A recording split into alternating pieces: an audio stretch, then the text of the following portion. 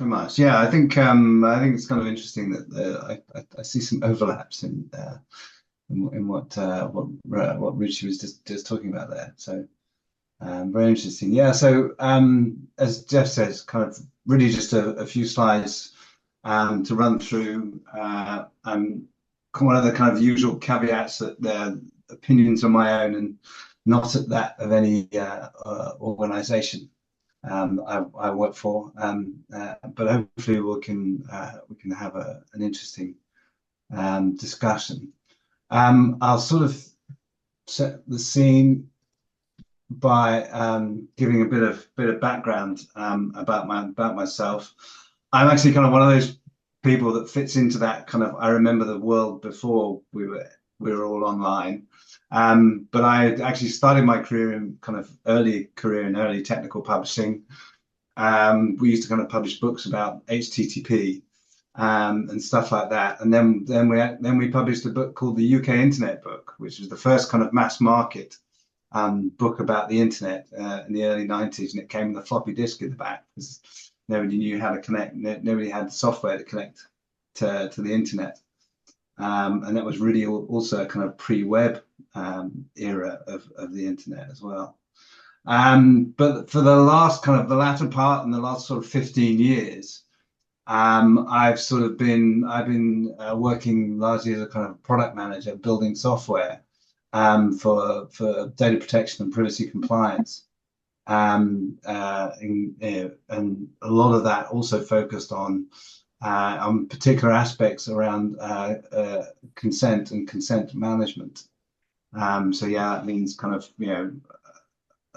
I built the pop-ups I built some of the pop-ups that are kind of the most one of the most kind of popular pop-up platforms that you see for cookie consent. And so I'm very much sort of come at this kind of issue from that kind of angle. And I think the way I kind of think about this is as kind of Jeff alluded to, that we've kind of moved very quickly in the last 30 odd years from this kind of the birth of the kind of the information age to one where we are kind of entirely kind of dependent on the digital world being up and running. We are connected massively all the time. Companies will fail if they're not connected, and there are massive parts of society that wouldn't function. Increasingly communications with government institutions are entirely kind of online. At the same time, as partly as a result of that, we've also seen the kind of the growth of global data protection laws, and more rights have been given to people, at least in theory.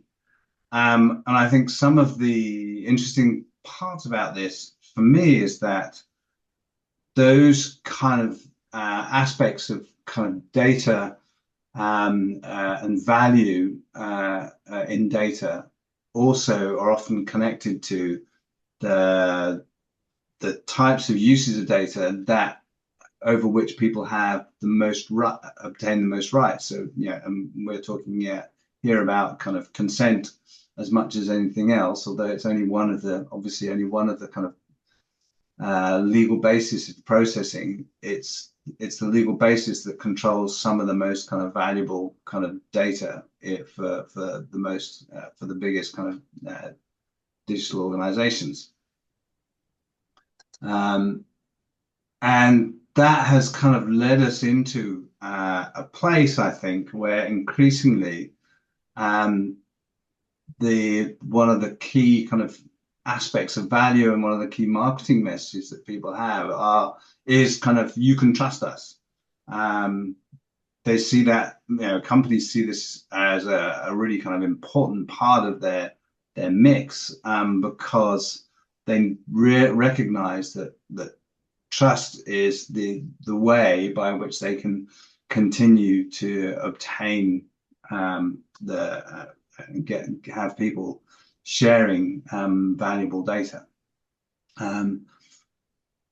But the big question about this kind of trust issue for me is also about whether it is anything more than just marketing spin. I mean, obviously, one of the biggest kind of companies around this is Apple, that have kind of made it one of the biggest plays, I think, in this area. And I think for them, it is much more than marketing spin. For a lot of people, but for a lot of people, it may or may not be. So it's kind of, how do you, if trust is so important, it needs to be kind of embedded very deeply into the organizations as a whole, and a massive kind of part of it. We know that kind of, no systems are perfect, and as Rishi said, kind of failures of systems are inevitable. But I think actually those failures can take many different forms. Cyber failures and technical failures, including kind of attacks, but also just kind of breaches, accidental and intentional breaches and losses, are part of that. But it's also, there's kind of how the organization is set up, and the organization on the legal systems around the technology as well, also all contribute to kind of levels of vulnerabilities that can break trust. I think, and I mean, I think one of the big examples in my mind about this, about looking at kind of how systems fail and break people's trust, is probably the Post Office Horizon scandal, that was started as a kind of a technical problem. There's a bug in a system that nobody kind of believed. It became a legal problem as well, because the way that the legal system is set up was the default presumption was that the computer was right, but it was also a kind of an organizational trust issue in the way that it was handled as well. So I think it's a very kind of telling kind of example of how the breakdown of trust can cause massive problems. But I think the problem is that we are, as human beings, we're kind of wired in for trust. Trust is a kind of evolutionary thing, I think.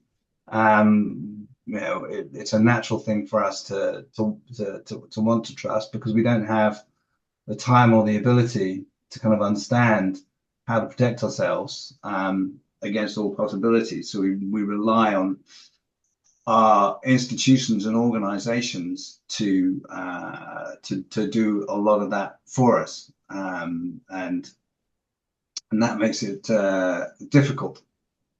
So that's why we kind of rely heavily on trust, and that's kind of why it's potentially easily kind of gamified. And so this kind of leads me into these kind of series of questions, which kind of I'm hoping to kind of talk about. And these are areas that I'm trying to kind of wrestle with and make sense of myself. Is how do we make kind of I think one of the big questions there: how do we make trustworthy technology? Is it necessary, or can you eliminate the need for it? I think about kind of trustless systems, but are they truly trustless? Is security carrying too much of the burden of trust? Because is too much of it all about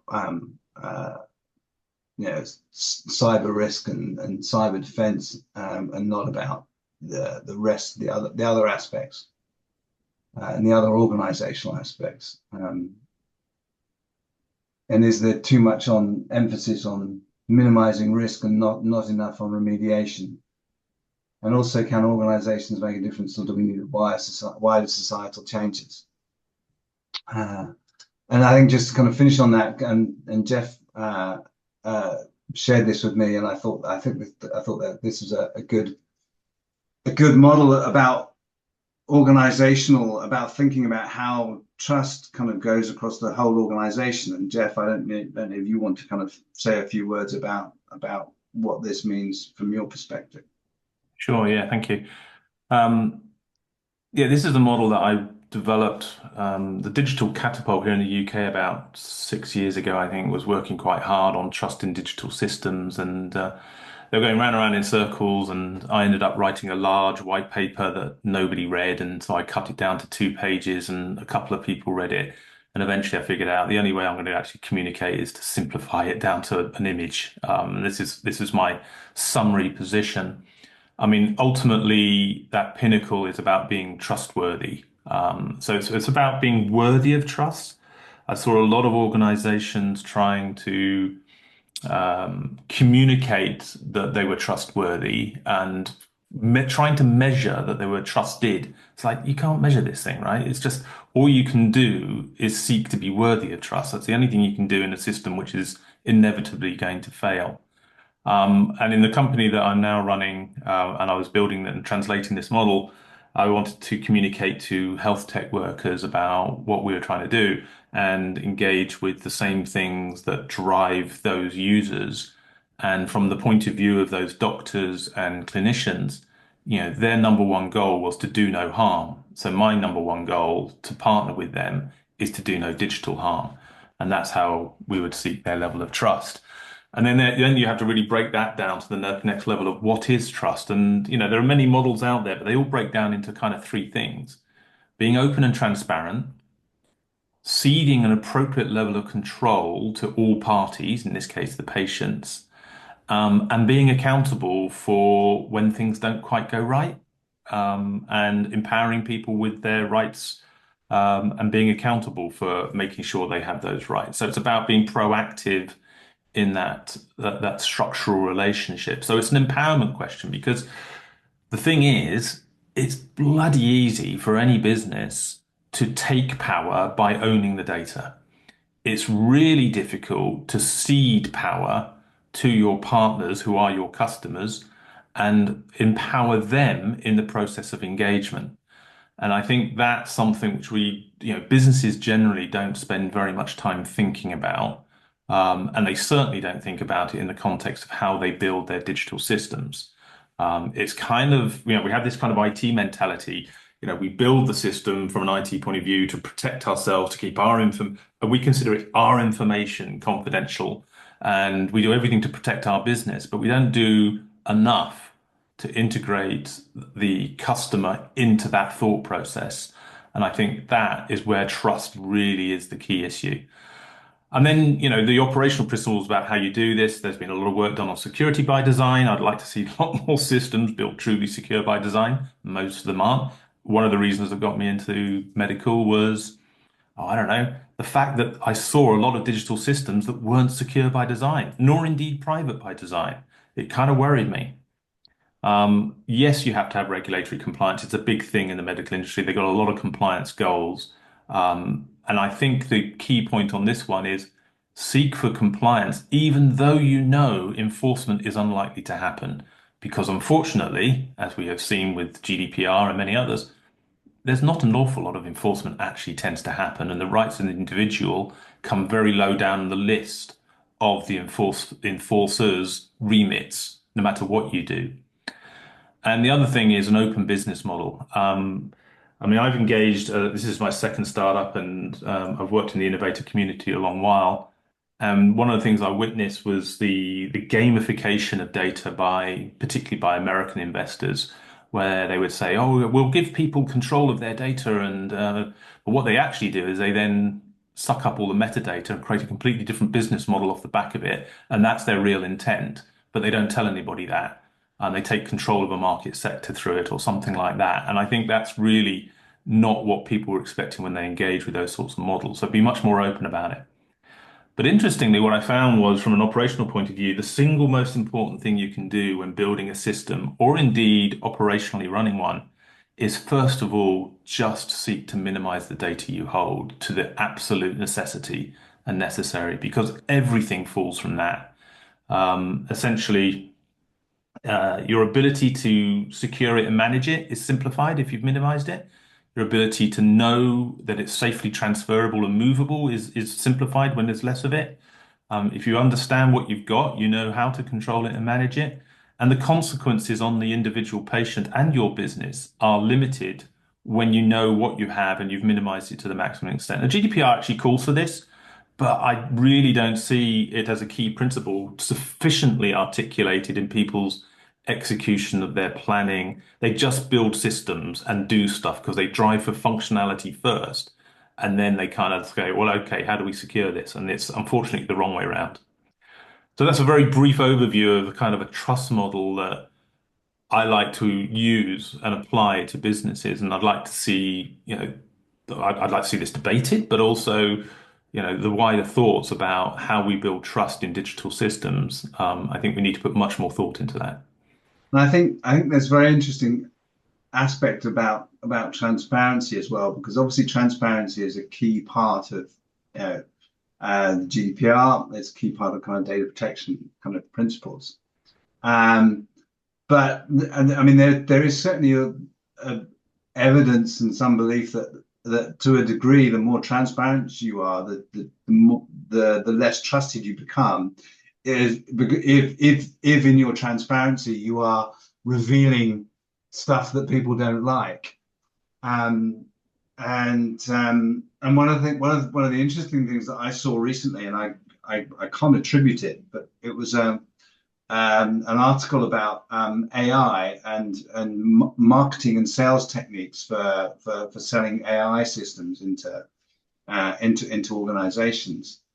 And one of the bits of kind of research that people had done was revealed the fact that the more you explained how AI works, the less trustworthy people found it, and actually it was a more effective sales technique to treat AI as kind of magic. And the more that people believe in the magic of AI, the more likely they are to kind of believe in its effectiveness and its trustworthiness. Yeah, I kind of get that in as much that, you know, my own brother is in the camp of just share everything because I get benefit from it, and what do I care? I don't think there's a consequence, right? And that's because he hasn't suffered any significant consequence. So he's been proven right over the last 20 years, you could argue. Whereas I'm always saying, well, hang on a minute, Gov. I know what's actually going on behind the scenes with this data, and I know too much, and it scares me, right? It worries me that people are building these systems in this way, and we're building on a fragile set of eggshells that are going to fall down under their own weight very soon. And yes, the transparency issue is key, and it's actually central to that trust point. And you're right, the more transparent you are, the less likely you are to get to sustain a business, or at least rapidly engage and create business. And certainly there's a tension there because transparency is probably one of the key points for delivering privacy assurance. And privacy assurance is a key trust issue. So privacy is not about security of data, although you generally have to do that. Privacy is about clarity about to what purpose information is put to, which is why I've specifically put there transparency of data use. And businesses and lawyers, I'm sorry if there's any lawyers online, but I know they spend the vast majority of their time obfuscating the use of the data and empowering their client to be able to use the data for pretty much anything because that's frictionless business. That to me is problematic from a privacy assurance point of view because we should be able to be open and clear with people that we've obtained this data for this purpose. And if that changes, we will engage with you so that you know that we're changing and evolving the use of the information you've entrusted to us. And that's a very, very different thought process to the vast majority of businesses that are out there, unfortunately. Yeah, and it's interesting. I've worked with a lot of in-house lawyers as well, and I've seen how they.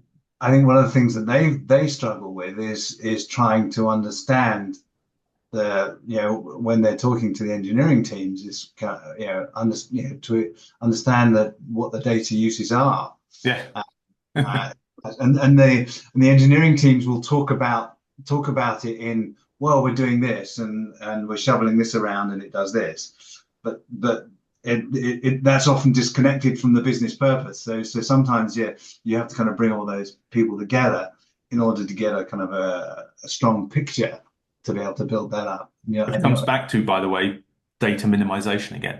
Because if you yeah, minimize it, it becomes simpler to communicate through all aspects of the organization and build towards that level of trust that you're seeking for. yeah, definitely.